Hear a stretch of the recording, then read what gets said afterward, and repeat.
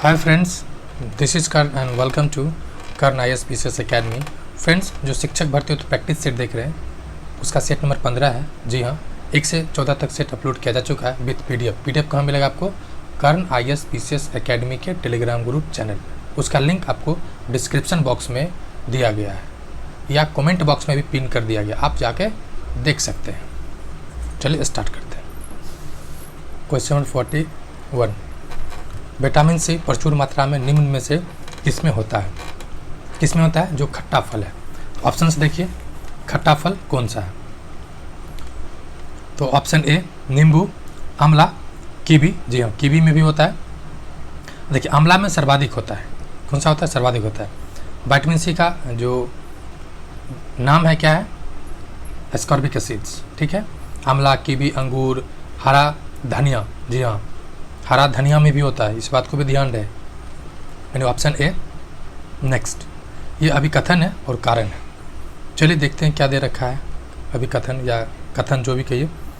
हैजा, टीबी मतलब क्षय, चेचक तथा हेपेटाइटिस ऐसी जैसी अनेक बीमारियां को वैक्सीन के द्वारा रोका जा सकता है।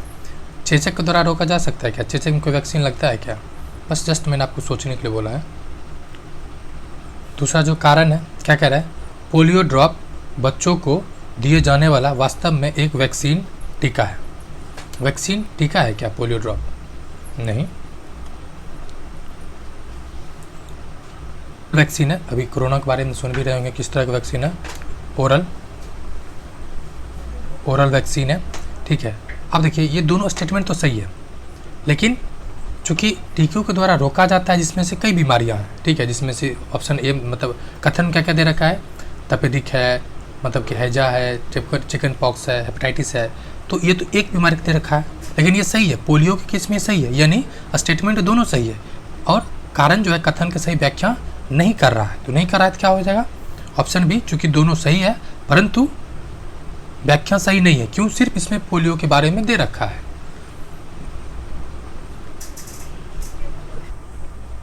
प्राचीन काल में कौन सी चीनी यात्री नालंदा विश्वविद्यालय में पढ़ने एवं पढ़ाने आए थे? देखिए, पहली बात ये प्राचीन काल से है। आपके दिमाग में आया होगा, आपके सिलेबस में दे रखा है क्या? आपके सिलेबस में दे रखा है राष्ट्रीय आंदोलन, लेकिन ये प्राचीन काल से है। लेकिन इस बात को भी ध्यान देना है, इसका संबंध बिहार से है। ठीक है, तो ऑप्शन देखते हैं क्या क्या दे रखा है। था, जी हाँ, कौन आया था? वेनसोंग। और इसका एक अन्य नाम जो है युआन चांग। ठीक है, ये भी है। ये आया था पढ़ने और बाद में यहाँ के क्या बन जाता है? शिक्षक बन जाता है। ठीक है, वेनसोंग किस किस में आया था? देखिए, दो यात्री में आपको कंफ्यूज होगा, एक वेनसोंग, दूसरा फाहियान। जी हाँ, फाहियान और वेनसोंग में कंफ्यूजन होता है कौन किस किस में आया था। तो ह से वेनसोंग है और ह से हर्षवर्धन है। जी हाँ, हर्षवर्धन। तो आप इस तरह से मैंने ट्रिक याद किया था, आज तक मुझे याद है, लेकिन आपको भी याद हो जाएगा। नेक्स्ट, फिर कुछ और यात्री हैं, चूँकि ये मध्यकालीन है तो उस पर ज़्यादा फोकस नहीं करना है। नेक्स्ट, क्वेश्चन नंबर 44, खरीफ फसल किस मौसम में लगाई जाती है?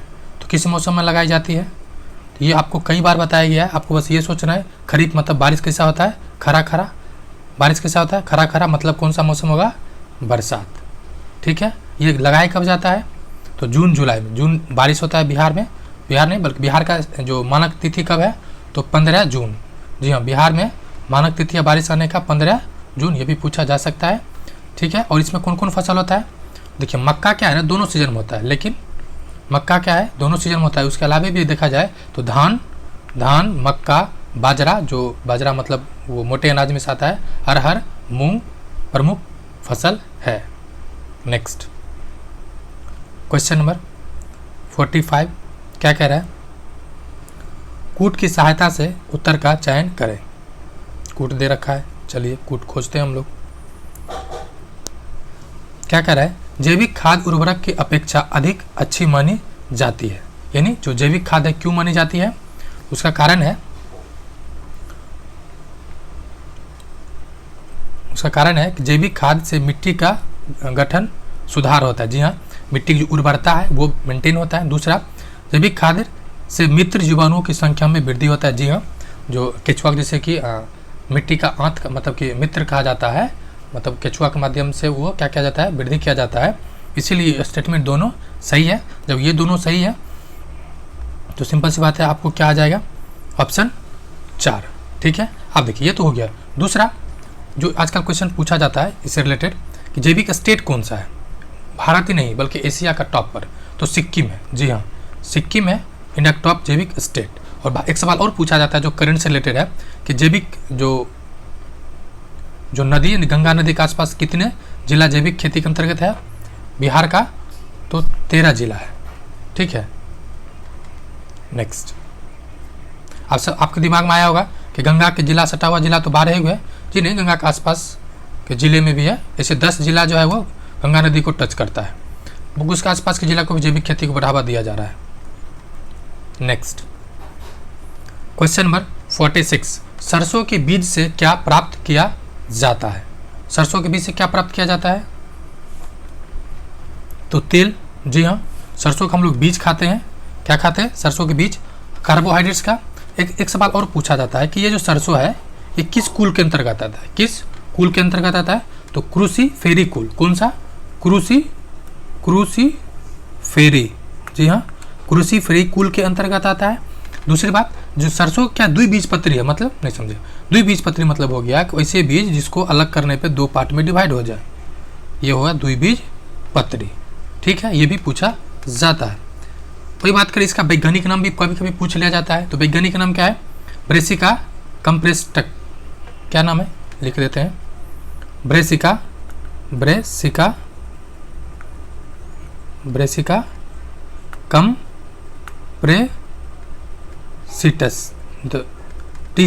कंप्रेटिस तो हर शिकार स्वा है, ये भी नाम है। तो इसे भी ध्यान देने की जरूरत है। नेक्स्ट क्वेश्चन नंबर 47, निम्नलिखित में से कौन सा उद्योग कृषि पर आधारित नहीं है? फ्रेंड्स, जो क्वेश्चन कहे नहीं है ना, उसको थोड़ा ज़्यादा एफर्ट से कभी कभी 2 बार भी पढ़ना पड़े तो पढ़िए। ठीक है, यानी कौन सा नहीं है कृषि पर आधारित? तो देख लीजिए, सूती वस्त्र है। जी हाँ। चीनी वस्त्र है। जी सॉरी, चीनी उद्योग है। हाँ, जूट है। तो सिर्फ आप ना ऑप्शन छांट दीजिएगा तो आंसर गारंटेड आ जाएगा, सीमेंट उद्योग। बिहार में चूना हट्टन। जी हाँ, रोहतास में चूना हट्टन पे मतलब सीमेंट उद्योग है। बिहार के मतलब कि रोहतास जिला में सीमेंट उद्योग है। और रोहतास जिला किसके लिए फेमस है? जैसे मान लीजिए ये बिहार का मैप है, रोहतास जिला जो है किसका पार्ट है? ये बिंद क्रम के चट्टान का है। ठीक है, बिंद क्रम में 2 जिला है, रोहतास और कैमूर। और यहाँ पे चूँकि चूना मिलता है इसलिए यहाँ पे सीमेंट उद्योग का उद्योग लगा हुआ है। क्वेश्चन नंबर 48, सुनामी का प्रमुख कारण क्या है? जी हाँ, सुनामी का प्रमुख कारण क्या है? पहली बात तो सुनामी जो सु और नामी। जी हाँ, सु और नामी। सु मतलब होता है तट, नामी मतलब लहर, यानी तटों के पास जो आने वाली लहर को सुनामी कहते हैं। ये एक जापानी शब्द है। ये कौन सा शब्द है? जापानी शब्द है। ठीक है, प्रमुख कारण है भूकंप का आना। इसमें देखा जाए तो पृथ्वी पर यानी पृथ्वी पर भूकंप का आना सुनामी का कारण है, लेकिन आपको पता नहीं चला ये क्या कहना चाह रहे हैं। जी हाँ, पृथ्वी पे भूकंप का आना सुनामी के कारण है। सवाल है, पृथ्वी के अंदर जब भूकंप आता है, उस प्लेट में जब दरारें आती है, उससे एक वेव निकलता है और वो एक लहर आता है। उसके अलावा ये जो कोरियोलिस बल है, जी हाँ, अब पता चला कोरियोलिस बल क्या है। तो मान लीजिए ये इक्वेटर है 0 डिग्री, यानी क्या कहते हैं उसको, भूमध्य रेखा। ठीक है, 0 डिग्री इक्वेटर भूमध्य रेखा। यहाँ पे अगर आप दाहिने साइड घूम देखिएगा, जो हवा है ना, ये जो नॉर्थ साइड है यानी उत्तरी गोलार्ध में ये दाहिने साइड घूमता है और दक्षिणी में ये बाईं साइड घूमता है। और ये हवा के वजह से भी क्या होता है? भूकंप आता है, सुनामी के चांसेस बढ़ता है। ठीक है, यानी ऑप्शन क्या होगा? सॉरी, हाँ, भूकंप नहीं, मतलब समुद्र में भूकंप, सॉरी पृथ्वी पर नहीं, सॉरी फ्रेंड्स, ये समुद्र में भूकंप के कारण है। ऑप्शन 48 का क्या है? समुद्र में, पृथ्वी पर नहीं था फ्रेंड्स, सॉरी। क्वेश्चन नंबर 49 क्या कह रहा है? गतिशील वायु पवन कहलाती है, यानी वायु जो है वो गतिशील है तो क्या कहलाएगी? सॉरी, एक कथन। दूसरा कथन क्या कह रहा है? पवन का वेग बढ़ने से वायु का दाब बढ़ जाता है। पहली बात स्टेटमेंट दे रखा है, चलिए क्या दे रखा है? दोनों कथन सही दे रखा है, यानी सॉरी कथन 1 सही है परंतु कथन 2 गलत है। गतिशील वायु को पवन कहती है तो ठीक है, पवन उच्च दाब से निम्न दाब की ओर बढ़ता है। ये आपने बचपन से पढ़ा होगा कि higher pressure to lower pressure क्या होता है? पवन या कोई भी चीज़ higher pressure to lower pressure बढ़ता है। ठीक है, हवा की गति वायुमंडल में दाब अंतर के कारण होता है। जी हाँ, हवा की गति जो होता है वो वायुमंडलीय दाब अंतर के कारण होता है। अगर आप इसको देखना चाहिएगा प्रैक्टिकली लाइफ में तो आपको पता चल जाएगा कि जैसे मान लीजिए ये समुद्र, ये अर्थ है, इसके आसपास समुद्र है, इसके आसपास क्या है, समुद्र है। तो दिन में क्या, समुद्र के पानी यानी कोई भी पानी जो है वो नॉर्मली ना जल्दी ठंडा होता है ना जल्दी गर्म होता है, लेकिन जो लैंड एरिया है वो जल्दी गर्म हो जाता है, मतलब पानी की तुलना में, और ठंडा भी उतना जल्दी होता है। यही वजह है कि जब दिन का समय होता है तो ये जब गर्म हो जाता है, गर्म होने से क्या हुआ, ये हो गया लो प्रेशर एरिया हुआ, और अर्थ क्या है, सॉरी सी, ये हाई प्रेशर में। तो दिन में समुद्र से अर्थ की ओर हवा चलती है। ठीक है, नेक्स्ट क्वेश्चन नंबर 50। ये क्या दे रखा है, क्या कह रहा है, सही क्रम का चुनाव करें। सही क्रम क्या है, तो ये मतलब जो भोजन ग्रहण करते हैं उसका क्या प्रोसेस है, सिंपल है। पहले क्या करते हैं, आप भोजन को अंतर ग्रहण करते हैं, माउथ में लेते हैं, फिर उसको एसोफेगस यानी जो फूड पाइप है उसके माध्यम से पेस्ट अंदर जाता है, फिर उसका अवशोषण होता है, फिर उसका स्वांगीकरण होता है, फिर उसका निष्कासन होता है। जी हाँ, स्वांगीकरण या अवशोषण जो मेन चीज़ होता है वो फाइनली जो न्यूट्रिशन जो है वो कहाँ होता है, या वाटर के साथ जो भी मॉलिक्यूल्स रहता है, मतलब कि पोषण तत्व, वो सब लार्ज इंटेस्टाइन में आखिर में जाके अब्जॉर्ब होता है, उसके बाद वो बाहर आ जाता है। ठीक है, अब इसमें एक सवाल और पूछा जाता है कि माउथ में, जी हाँ, मान लीजिए किसी का मुंह है, ठीक है, इसमें जो होता है दो तरह के, मतलब इसमें किसका डाइजेशन स्टार्ट होता है। पहले तो डाइजेशन यानी जो पाचन क्रिया होता है कहाँ से, तो माउथ से यानी मुंह से स्टार्ट हो जाता है। सबसे पहले किसका होता है, कार्बोहाइड्रेट्स का, और सबसे लास्ट में जाके कौन डाइजेस्ट होता है, फैट्स यानी वसा। सबसे अंतिम में जाके वसा होता है। समझ गए, लेकिन स्वांगीकरण हो सकता है आपको कन्फ्यूजन क्या हो। स्वांगीकरण क्या होता है, स्वांगीकरण कोशिका में पोषक तत्वों का संचय होता है। जी हाँ, यानी जैसे आप सुनिएगा कि लीवर जो है वो ग्लूकोज को, जब एक्सेसिव ग्लूकोज होता है तो उसको ग्लाइकोजन के रूप में स्टोर करता है। ये मतलब क्या होगा, स्वांगीकरण, मतलब जो एक्सेसिव पार्ट है उसको सेल्स है, जो कोशिका है वो एब्जॉर्ब कर लेता है। ठीक है, ये इसी को कहते हैं स्वांगीकरण। निष्कासन समझ ही रहे हैं। और बॉडी में बहुत सारा जो निष्कासन ऑर्गन है, निष्क्रिय ऑर्गन है, जैसे किडनी सबसे बड़ा, लंग्स, स्किन, ये सब भी निष्कासन करता है, मतलब एक्सक्रीटरी मटेरियल या जो अवशोषित एडिशनल पार्ट को। क्वेश्चन नंबर 51, देश के बांधों को किसने भारत का मंदिर कहा था। जी हाँ, किसने कहा था, पंडित जवाहरलाल नेहरू जी, यानी नेहरू जी ने कहा था। नेहरू जी का ऐसे कई महत्वपूर्ण काम है, लेकिन जो पूछा जाता है कि एक जो 1929 के अधिवेशन की अध्यक्षता किसने किया था, तो नेहरू जी ने किए थे। कहाँ हुआ था, तो लखनऊ अधिवेशन के नाम से एक फेमस है। ठीक है, दूसरा रावी नदी के तट पे, इसी के झंडा के बाद रावी नदी के तट पे इसी के बाद से झंडा फहराया जाने लगा, ये भी पूछा जाता है। ये अधिवेशन था एक लखनऊ अधिवेशन 1916, ये फेमस है, लेकिन ये इनका नहीं था। ये किसका था, ये बिहार का स्पेशल संदर्भ है। क्या संदर्भ है, इसी के बाद से गांधी जी को बिहार आमंत्रित किया गया था। लेकिन 29 वाला कहाँ हुआ था, तो लाहौर में। कहाँ हुआ था, लाहौर। ठीक है, एक सवाल और पूछा जाता है 1931 वाला, ये कहाँ हुआ था, कराची में। उसके अलावा 1936 का अधिवेशन की अध्यक्षता भी नेहरू जी ने ही किए थे। नेक्स्ट क्वेश्चन नंबर 52, निम्न मतलब विषय चुने। क्या कह रहा है, विषम, विषय नहीं बल्कि विषम क्या है, नहीं जो ऑड है उसको निकालना है। देखते हैं ऑड क्या है, नागफनी और कैक्टस, शैवाल, अमरबेल, घटपर्णी यानी पिक्चर प्लांट, ये सब क्या है। ये अमरबेल क्या है, एक परजीवी है। ठीक है, अमरबेल क्या है, एक परजीवी है जो क्लोरीन, जिसमें क्या नहीं होता है, तो वो मतलब क्लोरोफिल नहीं होता, जो फूड को बनाने में मदद करता है। लेकिन जो इसमें अलग है वो कैक्टस है। ठीक है, क्या है, कैक्टस है। नागफनी वाला ऑप्शन ए। क्वेश्चन नंबर 53, क्या कह रहा है, अंतर्राष्ट्रीय युवा दिवस किस दिन को मनाया जाता है। अरे यार, जी हाँ, आपके दिमाग में आया होगा 12 जनवरी एक नज़र में, लेकिन अंतर्राष्ट्रीय है, राष्ट्रीय होता तो 12 होता। अरे इसको गेट लगान सबको। राष्ट्रीय युवा दिवस तो 2000 में, और राष्ट्रीय युवा दिवस 1984 में। नेक्स्ट क्वेश्चन नंबर 54, स्टेथोस्कोप के आविष्कारक हैं। कौन आविष्कारक हैं, तो रेने लेनेक, ऑप्शन बी। ये कहाँ के थे, तो फ्रांस के थे। ठीक है, कहाँ के थे, फ्रांस के थे।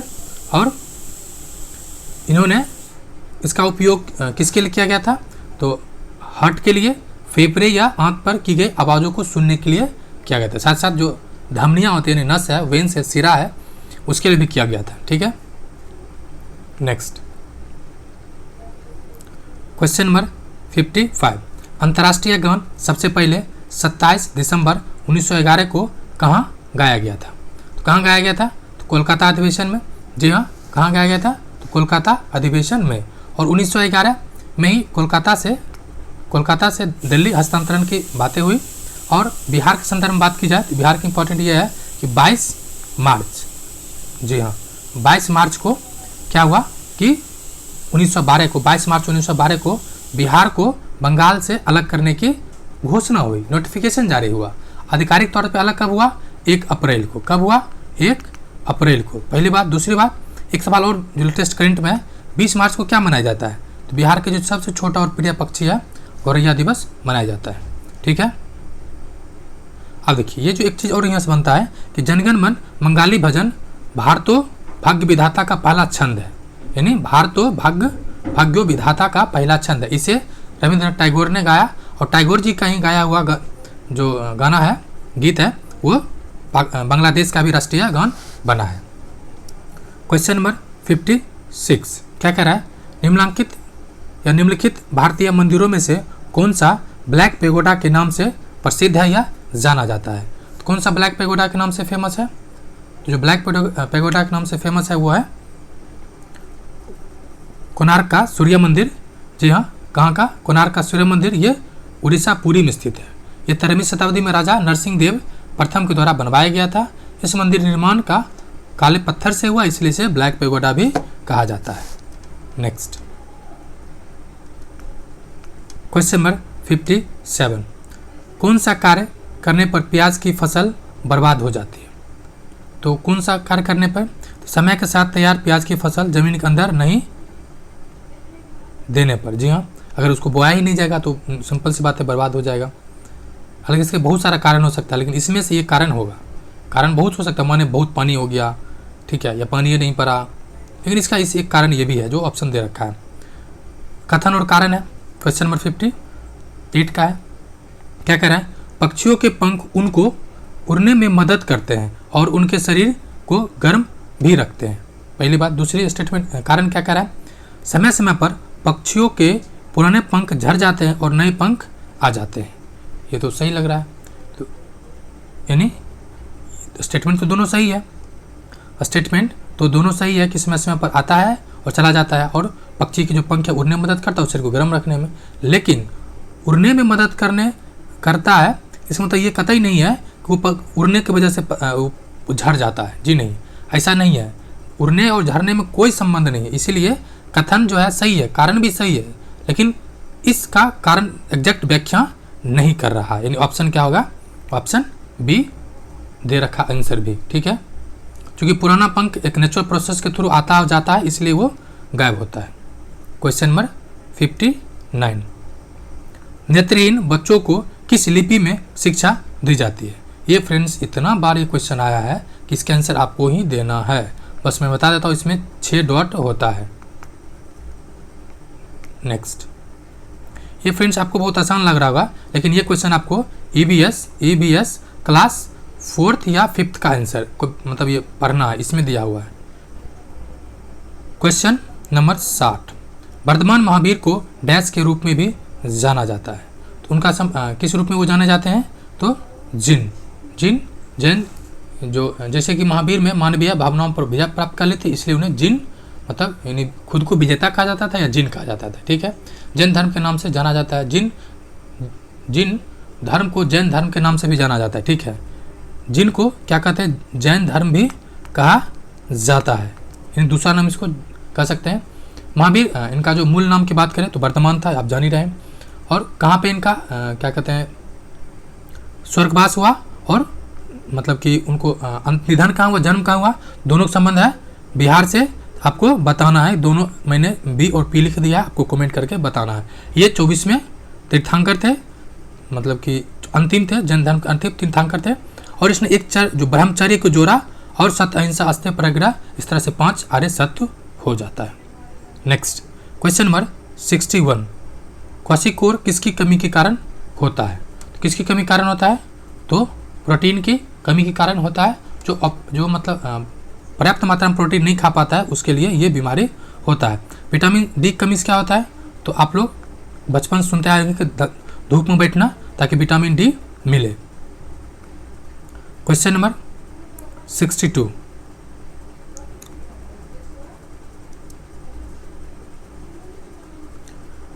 विटामिनों तथा खनिजों लवण को सूक्ष्म पोषक तत्व कहा जाता है।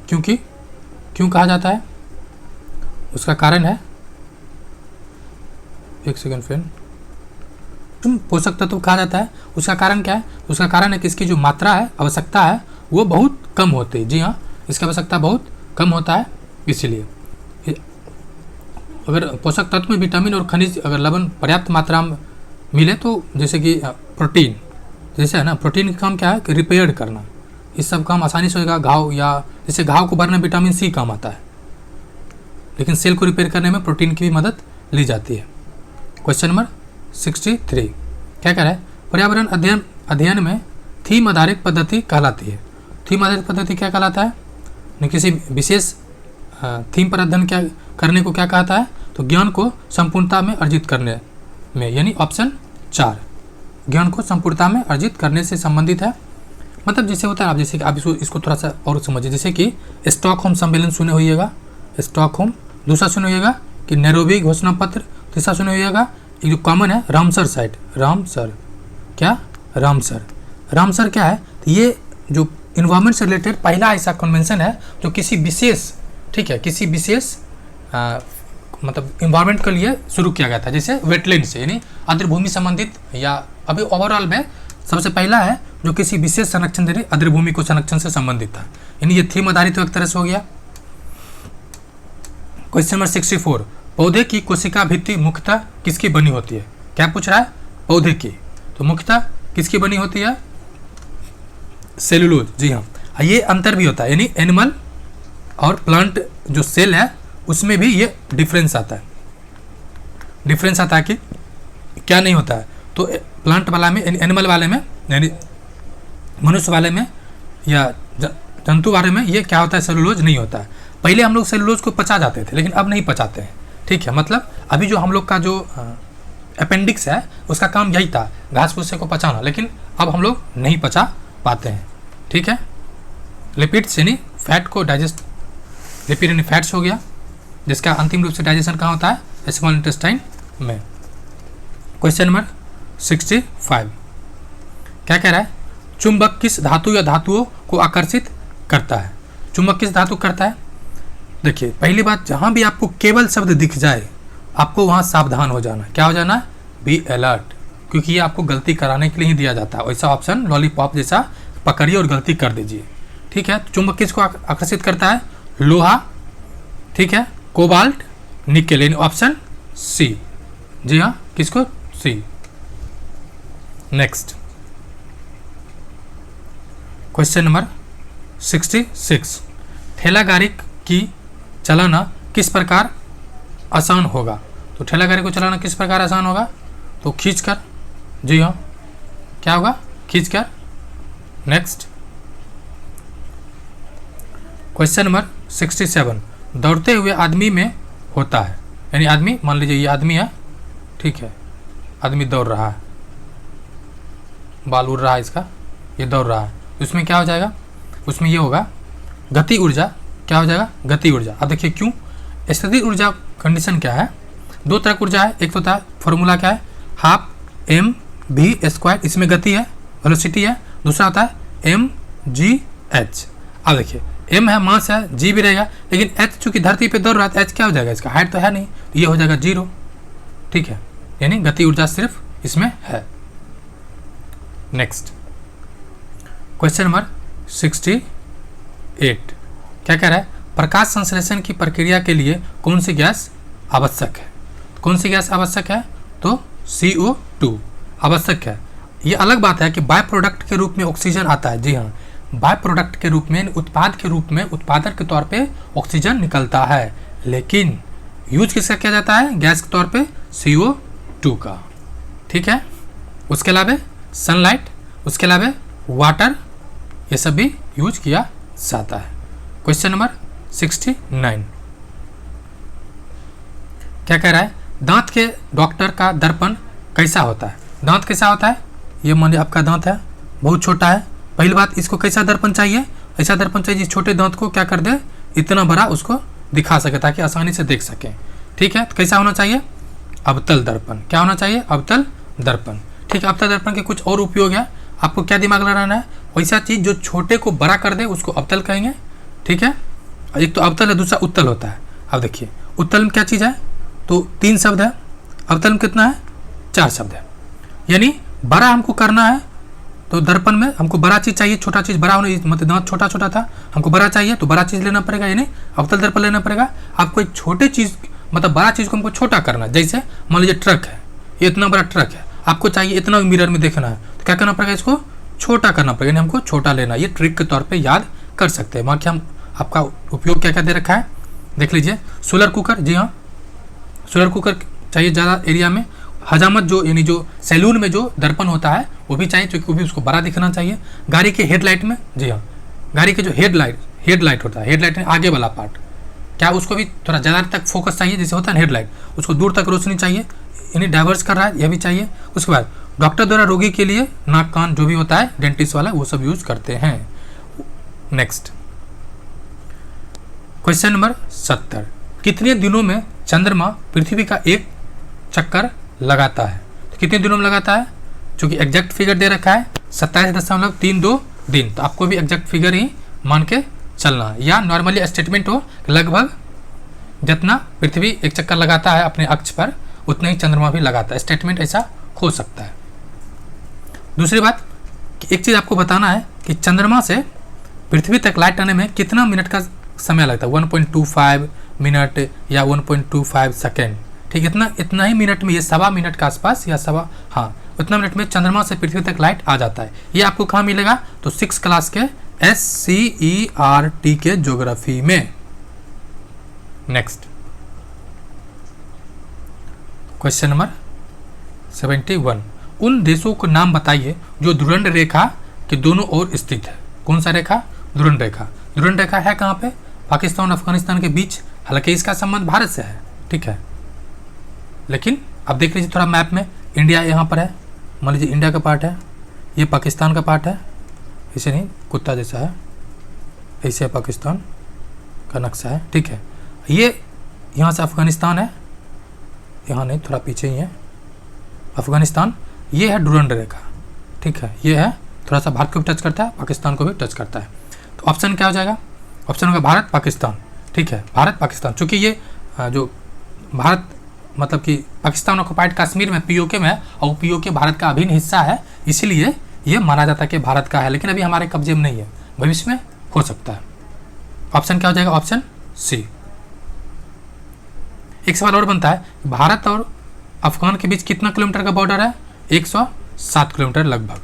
ठीक है, सो सर्वाधिक कम है। नेक्स्ट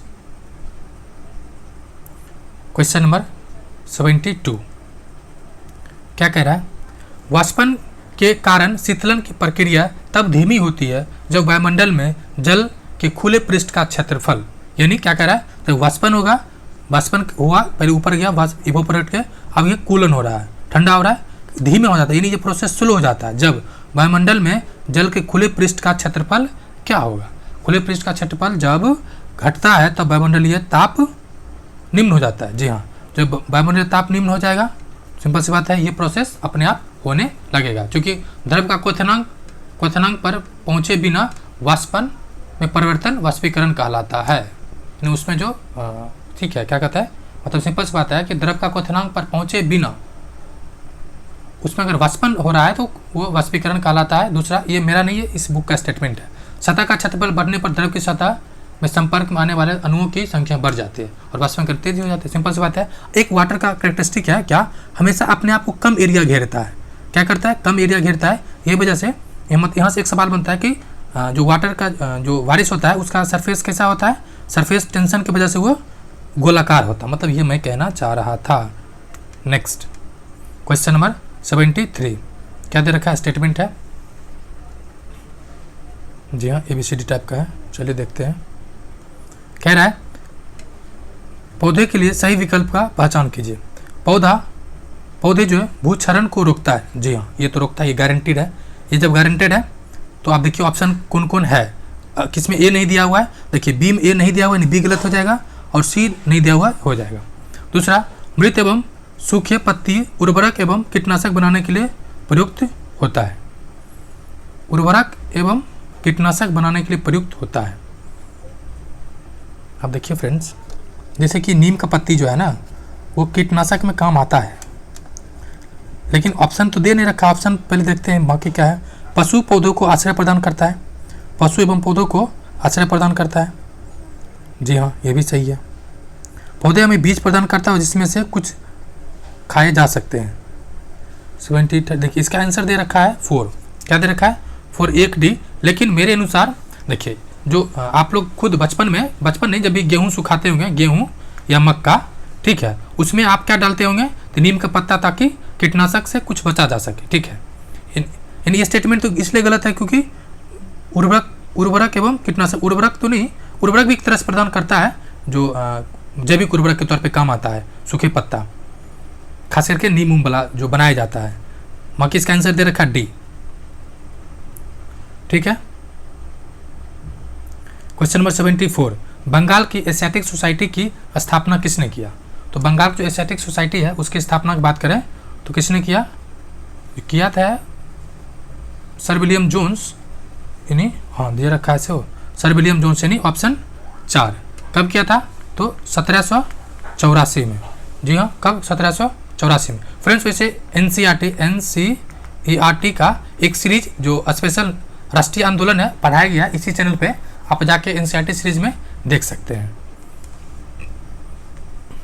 बे यार 81 कहाँ है?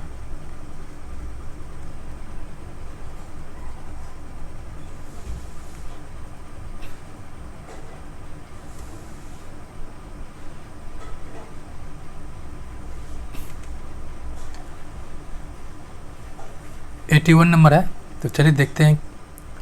दे रखा है, ये भी कथन है और 2 कथन ही है। क्या कर रहा है? भोजन हमारे शरीर के लिए एक ईंधन है। ठीक, हमारे शरीर में भोजन ऑक्सीजन से अभिक्रिया कर अपघटित होती है और ऊष्मा उत्पन्न करती है। तो ये बातें दोनों ही सही है, ये बातें दोनों ही सही है। नेक्स्ट क्वेश्चन नंबर 82, डब्बा वाला नाम किस शहर से संबंध रखता है? तो डब्बा वाला नाम ये खाना के लिए फेमस है, कहाँ में? मुंबई में, यानी ऑप्शन 4। क्वेश्चन नंबर 83, उस डॉक्टर को क्या कहते हैं जो चमड़ी से जुड़ी समस्याओं का इलाज करता है? तो क्या कहते हैं? डर्मेटोलॉजिस्ट।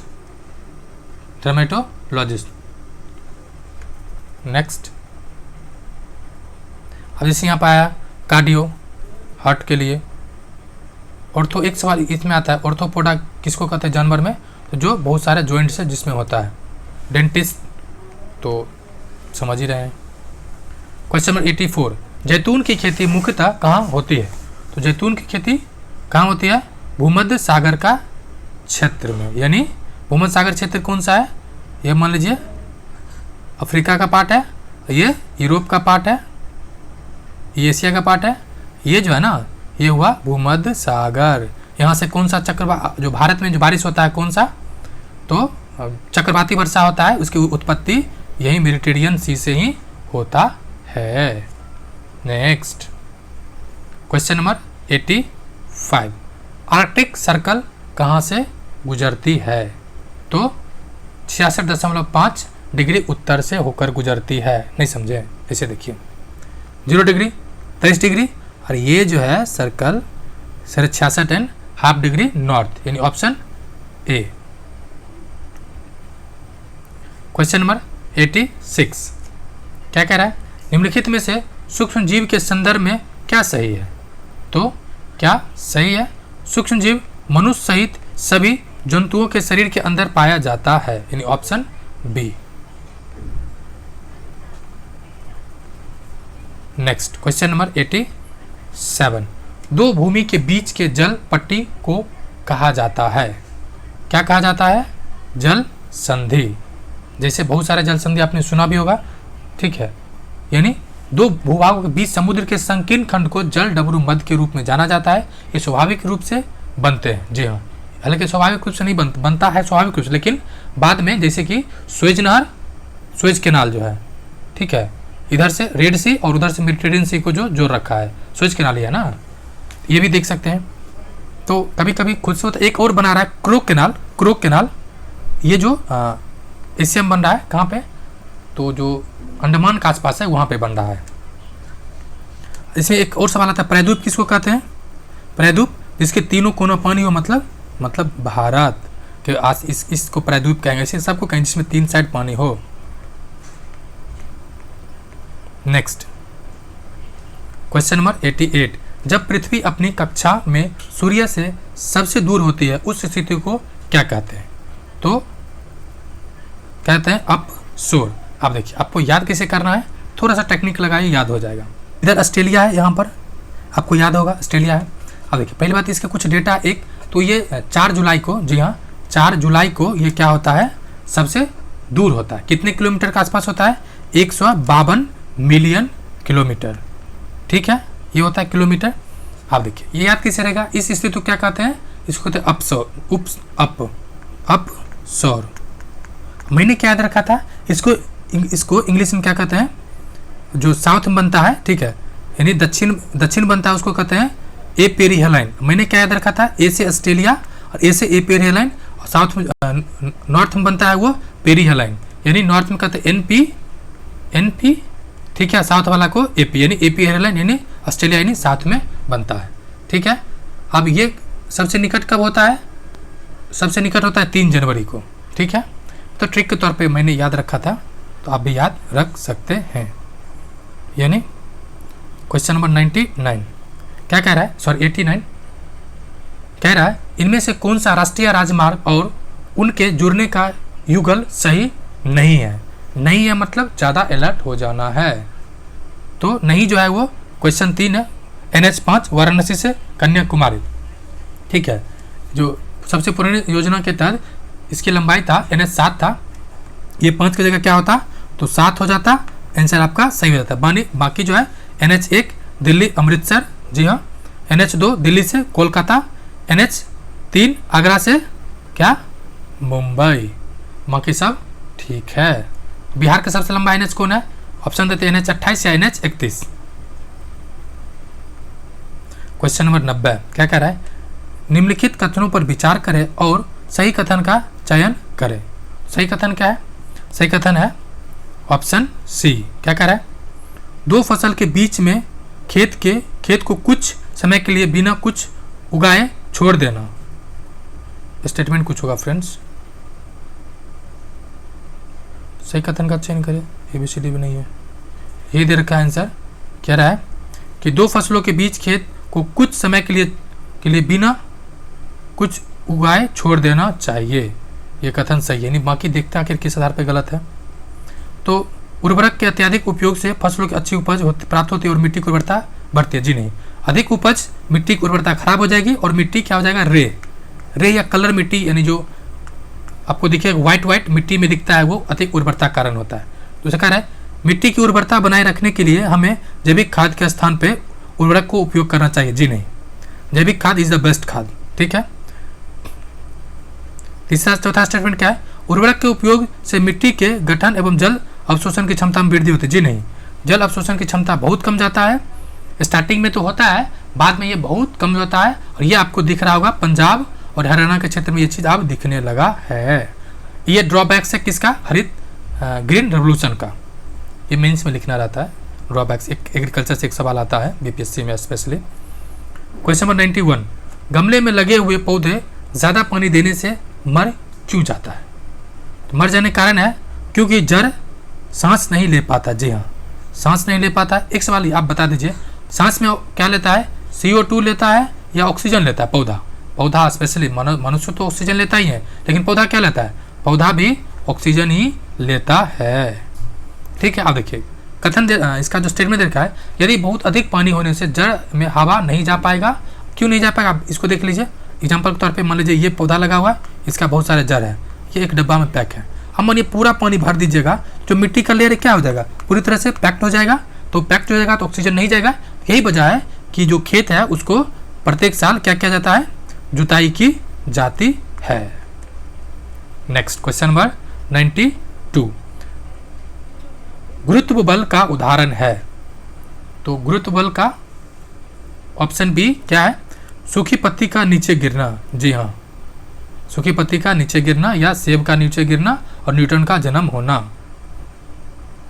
जैसे कि बूंद से गोला होना, सॉरी बंदूक से गोली चलना, जी नहीं, ये न्यूटन का थर्ड लॉ फॉलो करता है। ये कह रहा है घोड़ा गाड़ी का चलना, जी नहीं, इसमें फ्रिक्शन काम करता है और भी चीज़ है, लेकिन वो चीज़ नहीं है। क्वेश्चन नंबर 93, गति की दिशा कैसे बदल सकते हैं। आप कैसे बदल सकते हैं गति की दिशा, तो दिशा बल की दिशा बदल कर, जी हाँ होता क्या है, एफ ए नहीं बल्कि फोर्स होता है एम ए जो है एक्सेलरेशन। एक्सेलरेशन क्या होता है, जिस दिशा में गति होता है, सॉरी जिस दिशा में वेलोसिटी होता है उसी दिशा में एक्सेलरेशन फोर्स के केस में लगता है।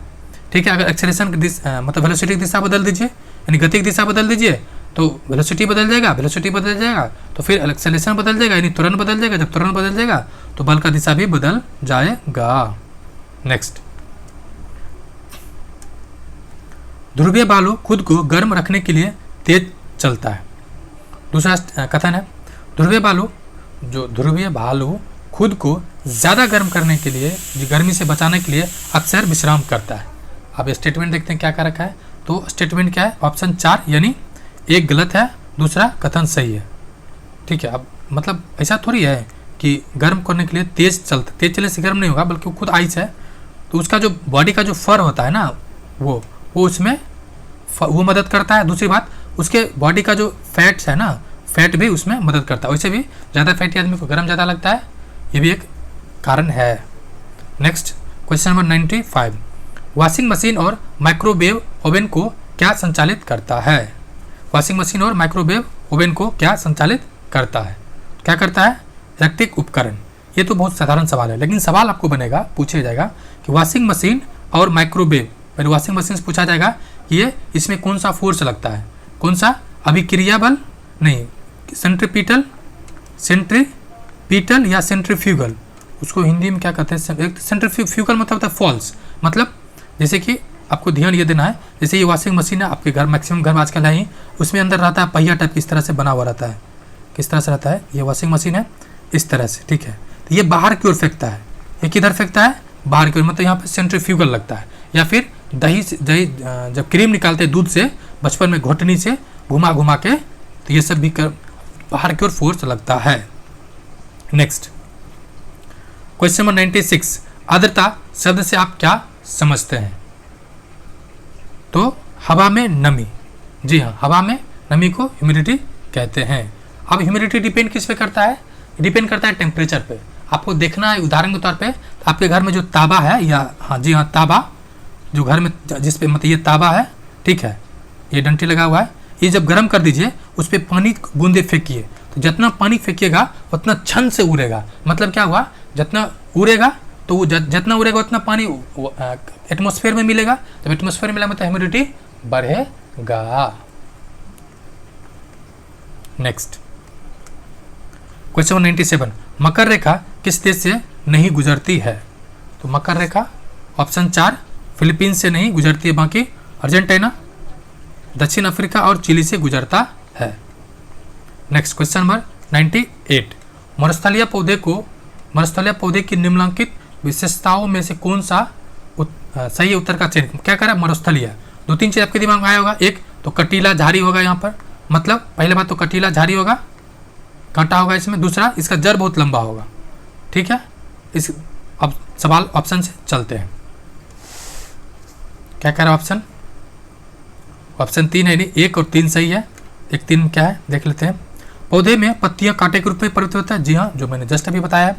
3 क्या कह रहा है, अधिकतर मरुस्थलीय पौधे के जड़ जल की अवशोषण के लिए, जी हाँ, मतलब ये सीधा जल है। एक तो कटीला क्यों होता है, ताकि इवोपरेशन रेट, यानी जो इवोपरेशन यानी वेपराइजेशन दर को कम किया जा सके, यानी पानी का कम से कम यूटिलाइजेशन हो, इसलिए पत्ता कन्वर्ट हो जाता है कांटा में। दूसरा, जड़ इसलिए लंबा हो जाता है कि पानी के तलाश में वो बढ़ते जाता जब तक कि पानी ना मिले। ठीक है, नेक्स्ट, यानी 1 और 3 ऑप्शन इसका आंसर होगा। नेक्स्ट है 99, जूनागढ़ शिलालेख किस पहला शिलालेख माना जाता है? जिसे पहला शिलालेख माना जाता है किस भाषा से संबंधित था? तो उसका किस भाषा से संबंध था? संस्कृत भाषा। जी हाँ, पहला संस्कृत भाषा ही था। कहाँ पर जूनागढ़ है? तो गुजरात के पास, गिरनार पहाड़ी के पास स्थित है। ठीक है, नेक्स्ट, और एक सवाल और पूछा जाता है कि शिलालेख को सबसे, जो मौर्य शासक का शिलालेख था उसको सबसे पहले किसने पढ़ा? जेम्स प्रिंसेप, ये ब्रिटिश अधिकारी था। कब पढ़ा? 1837 में। कब पढ़ा? 1837 में। फ्रेंड्स, ये क्वेश्चन नंबर 100 है। क्या कह रहा है? महाराजा धीराज की उपाधि धारण करने वाला गुप्त वंश का पहला शासक कौन था? तो चंद्रगुप्त द्वितीय। इसका कालखंड कब से कब था? 320 से 335। ये चंद्रगुप्त प्रथम है, द्वितीय नहीं, प्रथम, सॉरी फ्रेंड्स, प्रथम है। इसका कालखंड 320 से 35 तक रहता है, लेकिन यही गुप्त वंश का वास्तविक संस्थापक भी है। हालांकि यह ज़्यादा इसमें नहीं पढ़ना है। नेक्स्ट, क्वेश्चन नंबर 101, निम्नलिखित में से कौन सा राज्य भारत में जूट का सबसे बड़ा उत्पादक राज्य है? सबसे बड़ा उत्पादक कौन सा है? तो पश्चिम बंगाल। देखिए, आपको याद कैसे रहेगा? जब भारत और बांग्लादेश का विभाजन हुआ था, यानी जब पाकिस्तान बना था स्टार्टिंग में, तो ऐसा माना जाता है कि जो जूट उत्पादन क्षेत्र है वो भारत में रह गया। जी हाँ, जूट का उत्पादन हो गया भारत में, लेकिन जूट का जो मशीन था वो चला गया कहाँ पे? तो अभी आधुनिक बांग्लादेश है, वहाँ पे। यही वजह से सर्वाधिक विभाजन से जो क्षति हुआ था वो जूट उत्पादन मिल और उसके कृषक को। लेकिन बिहार में बात की जाए, बिहार में ये दूसरा स्थान पर है। बिहार में टॉप पर कौन सा जिला है? तो पूर्णिया। जी हाँ, पूर्णिया जिला टॉप पर है। नेक्स्ट, क्वेश्चन नंबर 102, कर्क रेखा डैश के सिवाय निम्नलिखित सभी राज्य से होकर गुजरती है। ये मैंने आपको कई बार बताया, मैप के थ्रू एक बार और बताते हैं, और आपको फिर ऑप्शन से खुद को बनाना है। मैं आपको बता देता हूँ सभी। कर्क रेखा गुजरती है कहाँ से? गुजरात से। ठीक है, इसको थोड़ा नीचे कर ले जाए, गुजरात से। अब देखिए सवाल क्या है, कौन नहीं गुजरता है? तो पहले कौन सा गुजरता है इसी को देख लेते हैं ना, बाकी तो खुद ही पता चल जाएगा। पहले देखिए गुजरात, जी हाँ, और मध्य प्रदेश, राजस्थान के एकदम छोटा सा एरिया टच होता है। मध्य प्रदेश पूरा, छत्तीसगढ़, झारखंड, पश्चिम बंगाल। ठीक है, उसके बाद नीचे क्या है, जैसे आपको याद कर त्रिपुरा, तो 3 लाइन दे दीजिए, त्रिपुरा। ठीक है, उसके बाद मिजो, 8 राज्य हो गया। सवाल ये सवाल कई बार पूछा जा चुका है कि कितने राज्य से टच करता है, तो 8 राज्य से। लेकिन बीपीएससी का लेवल थोड़ा बढ़ रहा है, तो ये पूछा जा सकता है कि पूर्व से मतलब ईस्ट टू वेस्ट या वेस्ट टू ईस्ट अरेंज करें। सवाल है, अब ऑप्शन देखते हैं, आपको पता हो कौन कौन है, एक बार मेरे साथ बोलिए।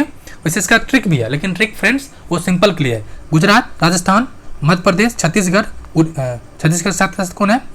झारखंड, पश्चिम बंगाल, त्रिपुरा एंड मिजो। ठीक है, ऊपर क्या होता है? देखिए अरुणाचल प्रदेश, नागालैंड, नाग के पास क्या होता है? सांप, सॉरी मणि, इसलिए जस्ट नागालैंड के नीचे क्या है? मणिपुर। और नीचे क्या बचा? मिजोरम, फिर त्रिपुरा। ये 8 राज्य हो गया। तो आप देख लीजिए कौन सा नहीं है, और आप कमेंट करके इसको जरूर बताइए। ठीक है, 103 क्वेश्चन नंबर क्या कह रहा है कि किस वर्ष में इंदिरा गांधी विकास अनुसंधान संस्थान यानी IGIDRD का उद्घाटन किया गया था? तो किस वर्ष किया गया था? तो 1987 में। ठीक है, कहाँ पर है ये? तो मुंबई में। कहाँ पर है ये? मुंबई में स्थित है। ठीक है, ये सिविल सेवा जो प्रशिक्षण का कार्य होता है यहाँ पर होता है, जिसको एक लवासना में भी है, जो काफ़ी फेमस है। नेक्स्ट, सब्सक्राइब नहीं किया प्लीज़ सब्सक्राइब कर लें, आपके लिए रियली बेनिफिशियल होगा और हमारे लिए भी होगा कि आपने सब्सक्राइबर बना, और लाइक भी करें, क्योंकि आपके लाइक से हमें एक पैसा नहीं मिलता है, लेकिन कुछ मिलता है तो वह motivation. That means need to be work continuously. Question number 104 क्या कह रहा है? निम्नलिखित में से कौन सा छठ पूजा के गीतों की प्रसिद्ध गायिका है? जी हाँ, कौन सा प्रसिद्ध गायिका है? तो शारदा सिन्हा। और इनका हाल ही में इनसे एक खबर रहा है जो बहुत बड़ा शॉकिंग खबर है, 3 दिन पहले का है, तो आप कमेंट करके बताइए वो कौन सा खबर था। क्वेश्चन नंबर 105 निम्नलिखित में से कौन सा राज्य भारत में बॉक्साइट का सबसे बड़ा उत्पादक है? कौन सा राज्य है? तो उड़ीसा, ऑप्शन बी। उसके अलावा बात की जाए तो गुजरात, झारखंड, महाराष्ट्र, छत्तीसगढ़, तमिलनाडु, ये भी मुख्य उत्पादक है, लेकिन भारत में मुख्य बॉक्साइट राज्य उत्पादक है कौन सा? उड़ीसा। इसमें भी एक सवाल और पूछा जाता है कि जो मतलब जो उड़ीसा के कौन सा क्षेत्र है कोरापुट जिले में, ठीक है, उत्पादन होता है। कौन सा? कोरापुट जिले में। कोरापुट पोहा सुकर टो, ठीक है। नेक्स्ट क्वेश्चन नंबर 106, निम्नलिखित में से किसे पंजाब केसरी के नाम से लोकप्रिय है? तो पंजाब केसरी कौन सा है? तो लाला लाजपत राय ने, जो पंजाब का शेर भी है, पंजाब केसरी भी है। नेक्स्ट एक सवाल और पूछा जाता है कि ये मतलब आप लोग जान रहे हैं कि इनका लाठी से इनका हत्या हुआ था, लाठी मार मार के। तो एक सवाल है कि वो कौन इनको लाठी बरसाया था? तो जो पुलिस अधीक्षक था जेम्स ए स्कॉट, वही आदेश दिया था। ये सवाल अभी तक नहीं पूछा गया है, तो पूछा जा सकता है कि जेम्स ए स्कॉट, ठीक है, लाठीचार्ज का। और उनका जो कथन है कि अंतिम कील साबित होगा, आखिर वो हो गया। कब हुआ था? साइमन कमीशन के बहिष्कार के उद्देश्य के लिए। प्रधानमंत्री सहित मंत्रिपरिषद में मंत्रियों की कुल संख्या लोकसभा के सदस्यों की कुल संख्या के डैश से अधिक नहीं हो सकता है। तो कितना नहीं हो सकता है? तो 15% से अधिक नहीं हो सकता है, ठीक है। ये आया कब था? तो 91वां यानी 51वां संविधान संशोधन अधिनियम 2003 में ये विधानसभा पर भी लागू होता है। क्वेश्चन नंबर 108, भारतीय संविधान का निम्नलिखित में से कौन सा अनुच्छेद शिक्षा का अधिकार प्रदान करता है? कौन सा अनुच्छेद शिक्षा का अधिकार प्रदान करता है? अनुच्छेद 21। एक सवाल ये यूपीएससी पूछ रखा है कि शिक्षा का उल्लेख कहाँ कहाँ पर है? तो देखिए प्रस्तावना में भी है, एफआर में मूल अधिकार में भी है, डीपीएसपी में भी है। ये आपको ये दो तो आपको दिख रहा होगा, ये 21 ये दिख रहा होगा क्लियर, और यहाँ पे अनुच्छेद 45 दिख रहा होगा। मौलिक कर्तव्य में भी दिख रहा होगा, फंडामेंटल ड्यूटीज में भी दिख रहा होगा, ठीक है। जो 11वां कर्तव्य है उसमें, उसके अलावा भी कई जगह है। तो आपको ऑप्शन को बहुत बारीकी से पढ़ना है ताकि चीज़ें आसानी से पिक किया जा सके। और ये जो आया था 21वां संविधान संशोधन, 21M कब जोड़ा गया था? तो 86वां संविधान संशोधन अधिनियम 2002 में। इसमें क्या था? 6 से 14 वर्ष को बच्चे को अनिवार्य व स्टेटमेंट अनिवार्य व कंपलसरी यानी परिपूर्ण पाठ्यक्रम के आधार पर कराए जाने की बात किया गया था। क्वेश्चन नंबर 109, धमनियाँ अपेक्षाकृत छोटी रक्तवाहिकाओं में विभाजित होती है। ऊतकों तक पहुँचने पे वे और भी बहुत पतली नलियों में विभाजित हो जाती है, जिन्हें कहा जाता है। तो धमनी क्या कहा जाता है? कोशिकाएं, रक्त कोशिकाएं, ठीक है। 5 प्रकार की होती है। कितने प्रकार की? 5 प्रकार की, ठीक है। ये 4 चैम्बर हार्ट है। इसमें से जो धमनी काम क्या है ये पूछा जाता है कि धमनी काम यह है कि ऑक्सीजन युक्त ब्लड को क्या करता है कि हार्ट से यानी दिल से पूरे शरीर को पहुंचाता है, ठीक है। दिल से पूरे शरीर को पहुंचा के फिर लेफ्ट साइड में आ जाता है, ठीक है। नेक्स्ट, साइमन कमीशन डैश में भारत भेजा गया था। कब भेजा गया था? 1928 में। जी हाँ, 1928 में। लेकिन इसका गठन कब हुआ था? इसका गठन हुआ था 1927 में। जी हाँ, ये इसका गठन का उद्देश्य क्या था? तो भारत में जो 1919 के अधिनियम था, इसी में एक लाइन जोड़ दिया गया था कि हर 10 वर्ष पे इसका समीक्षा होगा। यानी इसके समीक्षा के लिए आया था। लेकिन चूंकि 10 वर्ष पे था और ये 19 में हुआ और 27 में इसका गठन हो गया, साथ ही साथ 28 में आ भी गया। और दूसरा कारण ये था कि इसका विरोध का, इसमें 7 सदस्य था, इसमें से एक भी भारतीय नहीं था। अब सवाल है कि आपके घर की समस्या पूछा जाए और पड़ोसी से पूछे जाएगा तो आपको खराब लगेगा ही। यही चीज़ इसमें भी हुआ था और इसके लिए फेमस हुआ गो बैक का नारा लगा था। क्वेश्चन नंबर 111, नीति आयोग का गठन किस वर्ष में किया गया था? तो नीति आयोग का गठन कब किया गया था? तो 2015 में, 1 जनवरी 2015 में हुआ था। एक सवाल यहाँ से इसका पूछा जा भी सकता है कि इसका फुल फॉर्म क्या है? क्या नीति आयोग, नीति की फुल फॉर्म क्या है? National institute of transforming India. क्या है? National institute for national institute for transforming India, ठीक है। इसका पदेन अधिकार अध्यक्ष कौन होता है? भारत के प्रधानमंत्री। तो अभी है कौन? क्वेश्चन नंबर 112, जोग जलप्रपात निम्नलिखित में से किस राज्य में स्थित है? जोग का संबंध किससे है? तो कर्नाटक। जोग फॉल्स पश्चिम घाट सिद्धपुर तालुक पे, ठीक है। और कौन सा नदी पर ये भी पूछा जाता है? तो शरावती नदी पर है, ठीक है। अब ये क्या भारत का दूसरा सबसे ऊंचा जलप्रपात है? भारत का सबसे दूसरा ऊंचा जलप्रपात है कौन? जोग फॉल्स। और जलप्रपात जो मतलब कि मेघालय में है, ठीक है। कितना कहाँ पर है? मेघालय में। क्या नाम है?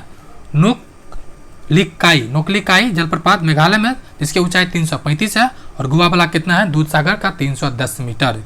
और ये भारत का तीसरा हो गया, यानी पहला हो गया मेघालय, दूसरा कर्नाटक, तीसरा गोवा।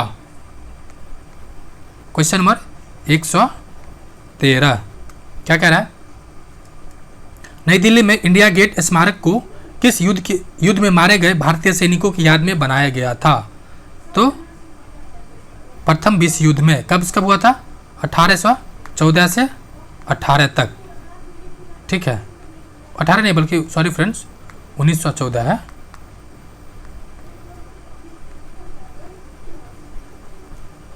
ऐसा माना जाता है कि वहाँ पर 80,000 से अधिक भारतीय सैनिक की स्मृति बनाई गई, यानी 80,000 से अधिक शहादत दी है।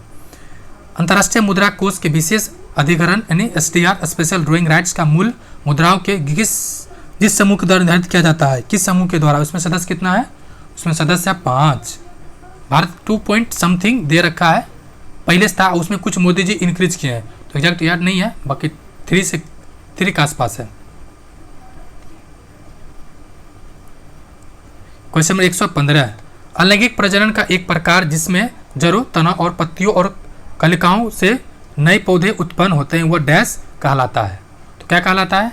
तो वनस्पतिक प्रजनन, ठीक है। अलैंगिक जनन है तो आपको दिख जाएगा वनस्पतिक प्रजनन, ठीक है।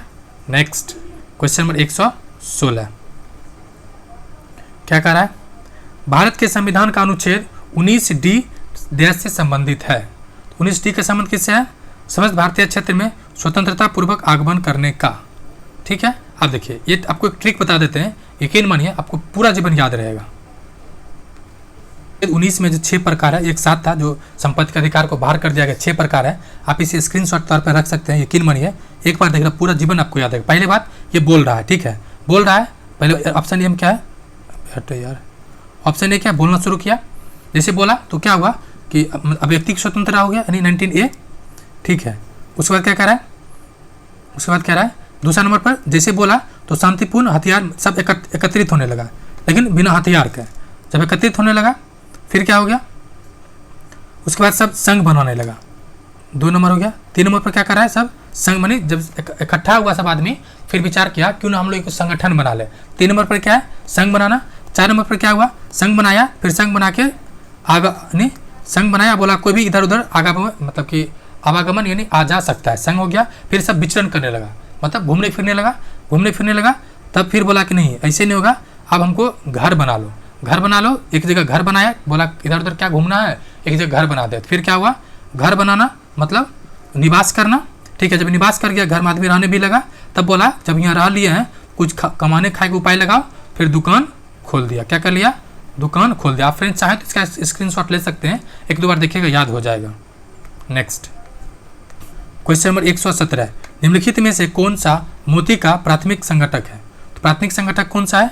कैल्शियम कार्बोनेट, जी हाँ, प्राथमिक घटक है। मोती में जो मुख्य रूप से होता है कैल्शियम कार्बोनेट ही होता है, हालांकि एक कॉन्चुलिन टाइप का प्रोटीन भी होता है, एग्जैक्ट देखना पड़ेगा। नेक्स्ट क्वेश्चन नंबर 118, प्राणघात बीमारी इबोला उत्पन्न करने वाले कारक कौन सा है? तो विषाणु यानी वायरस, ठीक है। इबोला नदी के नाम पे पड़ा था, ठीक है। इसमें एक्सेसिव ब्लड का क्या होता है? रक्त शराब हो जाता है, निकल जाता है और आदमी मर सकता है, ठीक है। पहले जंगली जानवर में था, बाद में मनुष्य में भी फैल गया है। क्वेश्चन नंबर 119, ये फ्रेंड्स आखिर क्वेश्चन है, तो एक बार फिर से रिक्वेस्ट कर लेते हैं, अगर चैनल सब्सक्राइब नहीं किए चैनल को सब्सक्राइब करें, वीडियो को शेयर एंड लाइक करें। कह रहा है भारतीय संविधान की प्रस्तावना में डैश द्वारा समाजवादी शब्द जोड़ा गया। तो 42वें संविधान संशोधन 1976, देखिए 76 ऑप्शन का आंसर क्या, ऑप्शन डी। क्या हुआ था, इसे इसको मिनी संविधान संशोधन भी कहते हैं। लेकिन बात रही प्रस्तावना का, प्रस्तावना संबंधित 5 सवाल बनता है। पहला सवाल ये बनता है, क्या प्रस्तावना संविधान का भाग है, तो जी हाँ, यस भाग है। दूसरा, प्रस्तावना में संशोधन किया जा सकता है, जी हाँ संशोधन किया जा सकता है, यस। संशोधन कितना बार किया गया है, एक बार, ठीक है। इसमें कितना शब्द जोड़ा गया, 3 शब्द।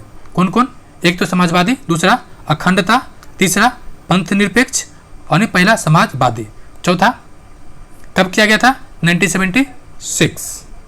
ये 5-6 सवाल अभी तक बना है, तो आप देख सकते हैं। ये आखिर क्वेश्चन है, क्या कह रहा है, क्वेश्चन नंबर 120, खिलाफत आंदोलन का नेतृत्व डैश के द्वारा किया गया था।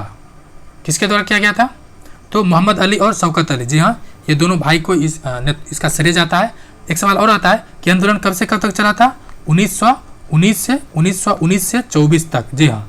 ये आप आम स्टेटमेंट पे सुनिएगा, खिलाफत और जो असहयोग आंदोलन था एक ही साथ शुरू हुआ, जी नहीं, शुरू हुआ खिलाफत और जो नॉन कॉपरेशन ये था, जी असहयोग आंदोलन अलग अलग समय पर, और असहयोग आंदोलन 12 फरवरी को बंद कर लिया जाता है गांधी जी के द्वारा, और ये चलते रहता 1924 तक। हाँ, ये अलग बात था, दोनों का मोटिव सेम था। तो फ्रेंड्स, वीडियो देखने के लिए शुक्रिया एंड जय हिंद।